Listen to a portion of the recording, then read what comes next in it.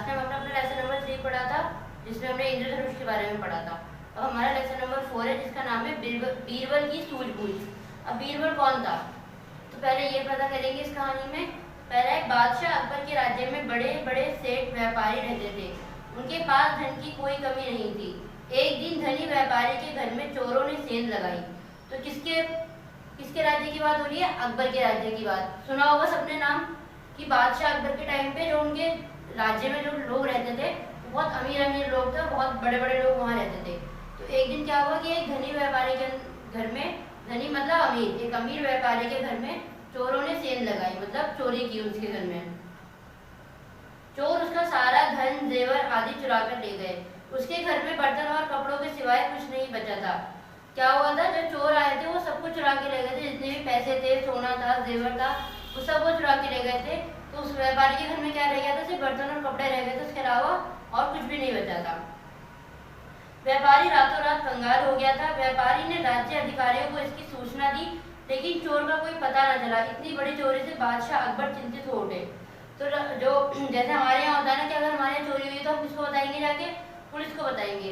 लेकिन क्योंकि उस टाइम पे राजा महाराजाओं का दौर था, तो वहाँ जो उस हर जिले के अलग अलग अधिकारी बनाए जाते थे कि उनके अंडर में वो एरिया आता था और उनको सारी चीजें पता करनी पड़ती थी कि उस एरिया में क्या चल रहा है, क्या नहीं चल रहा है। तो जब उस व्यापारी के यहाँ चोरी हुई तो उसने भी राज्य अधिकारी को जाके बताया कि मेरे घर में चोरी हो गई है और आप चोर का पता लगाइए।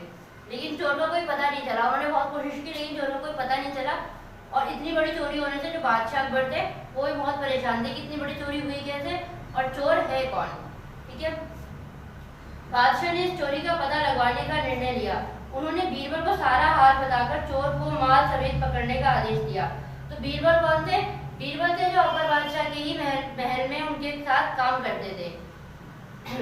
जैसे एक ऑफिस होता है ना, एक हेड होता है और बाकी सारे स्टाफ होते हैं, तो उसी तरीके से बीरबल भी उनके स्टाफ में आते थे और वो उनके साथ उनके महल में काम करते थे। तो जब अकबर बादशाह को कुछ नहीं समझ में आ रहा था कि चोरी किसने की है, कैसे हुई है, तब उन्होंने बीरबल से हेल्प ली।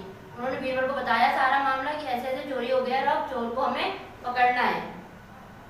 बीरबल ने बादशाह की आज्ञा का पालन किया। उसने उस व्यापारी को बुलवाया जिसका माल चोरी हो गया था। इसके बाद उसने पूछा, क्या तुम्हें किसी पर संदेह है? यदि किसी पर संदेह हो तो साफ साफ बता दो।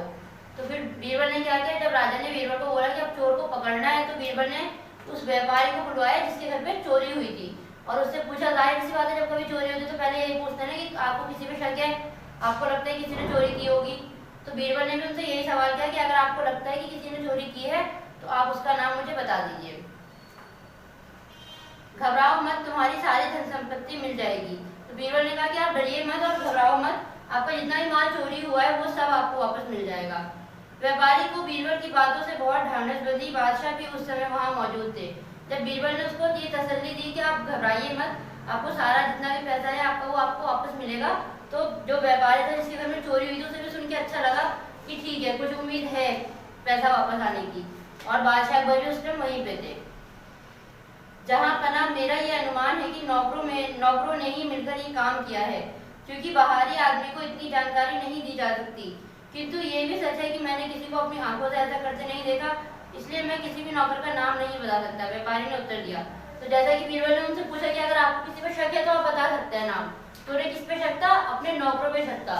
तो व्यापारी ने कहा कि हो सकता है कि ये काम मेरे किसी नौकर ने किया हो, लेकिन किसने किया है मैं पक्का नहीं कह सकता, क्योंकि मैंने खुद उसको अपनी आंखों से चोरी करते हुए नहीं देखा है, इसलिए मैं किसी का नाम नहीं बता सकता। बीरबल ने सिपाही भेजकर व्यापारी की सभी नौकरों को बुलवाया। जब सभी नौकर आ गए तो बीरबल ने समान आकार की लकड़ी की बहुत सी पट्टियां मंगवाई। उन पर कोई मंत्र पढ़ने का ढोंग करके एक एक लकड़ी प्रत्येक नौकर को दे दी और कहा। तो बीरबल ने क्या करा, अपने सिपाही भेजे और उसके घर में जितने भी नौकर थे व्यापारी के घर में सबको बुलाया और सबको एक पट्टी दी, मतलब लकड़ी का एक जैसे स्केल टाइप की पट्टी टाइप की दी उन्होंने। और सबको जो लकड़ी उन्होंने दी उन सबका साइज सेम था। ठीक है, लेकिन लकड़ी देने से पहले उन्होंने क्या किया, कुछ मंत्र पढ़ने का नाटक किया और उससे उस पट्टी के ऊपर उन्होंने फूंक दिया, जिससे कि ये लगे कि उन्होंने कोई मंत्र पढ़ के उस पर फूंका है। उसके बाद उन्होंने क्या कहा देते हुए, आज रात को ये लकड़ियां तुम लोग अपने अपने पास रखो, कल सुबह लाकर मुझे दिखाना। जो चोर होगा या जिसकी मदद से चोरी हुई होगी उसकी लकड़ी आधा इंच बढ़ जाएगी।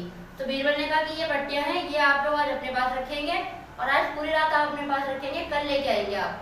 तो जिसने चोरी की होगी या जिसने मदद की होगी चोरी करने में, उसकी क्या होगी, लकड़ी आधा इंच बढ़ जाएगी अपने आप। ठीक है।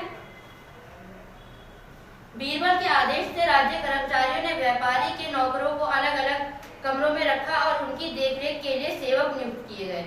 तो बीरबल ने क्या किया, अपने कर्मचारियों को आदेश दिया, कर्मचारी मतलब स्टाफ जो उनके साथ काम करता था, ठीक है, उनको आदेश दिया। आदेश देना मतलब होता है ऑर्डर करना किसी चीज के लिए, ठीक है। उनको आदेश दिया कि ये जितने भी नौकर हैं इनको अलग अलग कमरों में रखो और सबके कमरे के बाहर एक एक पहरेदार खड़ा कर दो, ठीक है।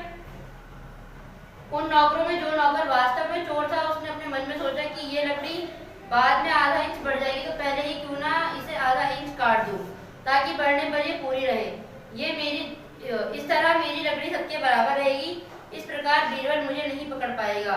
ऐसा सोचकर उसने, तो जो उन नौकरों में, चोर उन्हीं नौकरों में था, और जो चोर था उसने क्या सोचा कि अब रात भर में ये लकड़ी आधा इंच बढ़ जाएगी, तो फिर सबको पता चल जाएगा कि मैंने चोरी की है। तो इससे अच्छा है कि ये पहले बढ़े, मैं इसको पहले आधा इंच तोड़ देता हूँ।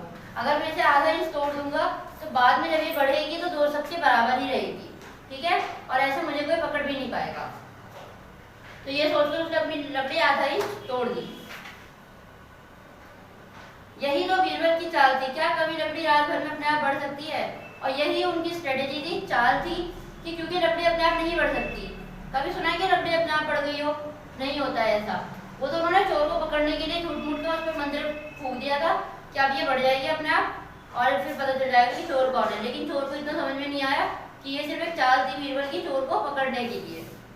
सुबह होने पर बादशाह और बीरबल उस जगह पर गए जहाँ नौकरों को रखा गया था। उनके साथ वह व्यापारी भी था। जब सुबह हुई तो बादशाह, बीरबल और वो व्यापारी तीनों मिलकर उसी जगह पे गए जहाँ पे सारे नौकरों को उन्होंने रखा था। बीरबल ने सबकी लकड़ियों को देखा। जब असली चोर की लकड़ी देखी तो वह औरों से आधा इंच छोटी निकली। बीरबल समझ गए कि अवश्य ही इसने चोरी की है। तो उन्होंने सबकी लकड़ियां मांगी कि लाइए अपनी अपनी लकड़ी दीजिए मुझे। सबने अपनी अपनी लकड़ी दी उन्हें। सबकी एक जैसी थी, लेकिन जो चोर था उसकी लकड़ी आधा इंच छोटी थी। उसने तो ये सोच के तोड़ दी थी कि ये रात भर में बढ़ जाएगी, लेकिन लकड़ी तो बढ़ ही नहीं सकती, तो इसीलिए उसकी जो लकड़ी थी वो आधा इंच छोटी थी। बीरबल ने एकांत में जाकर उसे छोड़ देने का वायदा करके सारी सच्चाई जान ली। तो बीरबल उन्हें एकांत में ले गए। एकांत का मतलब होता है अकेले में। अकेले में ले गए, उससे पूछा कि क्या तुमने सच में चोरी की है? अगर सच में चोरी की है तो तुम मुझे बता दो, मैं तुम्हें सजा नहीं दिलवाऊंगा। तो उसने अब सारी सच्चाई बीरबल को बता दी। व्यापारी चोरी हुआ माल मिल जाने पर बहुत खुश हुआ। बादशाह सब कुछ देख रहे थे, वे बीरबल की बुद्धिमानी से बड़े प्रसन्न हुए। तो व्यापारी को अपना चोरी हुआ माल भी वापस मिल गया और बादशाह भी बहुत खुश हुए बीरबल की समझदारी देखकर। तो ये आपका लेसन था। जैसा कि लेसन का नाम था बीरबल की सूझबूझ। बीरबल ने अपनी सूझबूझ से उस चोर को बहुत ही आसानी से पकड़ लिया। तो होप सो कि आपको कहानी समझ में आई होगी। अब इसका आगे का काम आपको इसी वीडियो में मिलेगा जो आपको कॉपी में करना है। Okay, third class. तो ये आपकी बैक एक्सरसाइज है जो आपको कॉपी में करनी है। इसमें सही विकल्प चुनो। 4 ऑप्शन आपको दे रखे हैं। इसमें जो ऑप्शन सही है उस पर आपको टिक करना है। पहला है व्यापारी रातों रात हो गया। क्या हो गया था वो? बीमार, राजा, कंगाल, अंधा। तो क्या हो गया था वो? कंगाल हो गया था। तो कंगाल पे टिक आएगा। अलग अलग कमरों में रखा गया। अलग अलग कमरों में किसको रखा गया था? लकड़ी को, नौकरों को, राजा व व्यापारी को, सभी को। तो किसको रखा गया था? नौकरों को रखा गया था। ठीक है। बादशाह खुश हुए। किससे? व्यापारी से, बीरबल से, नौकरों से, किसी से नहीं। किससे खुश हुए थे वो? बीरबल से खुश हुए थे।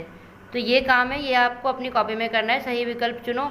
इसके अलावा कठिन शब्द मिलेंगे आपको व्हाट्सएप पे, फ़ोटो मिलेगी उसकी, वो भी आपको अपनी कॉपी में करना है। Okay, bye.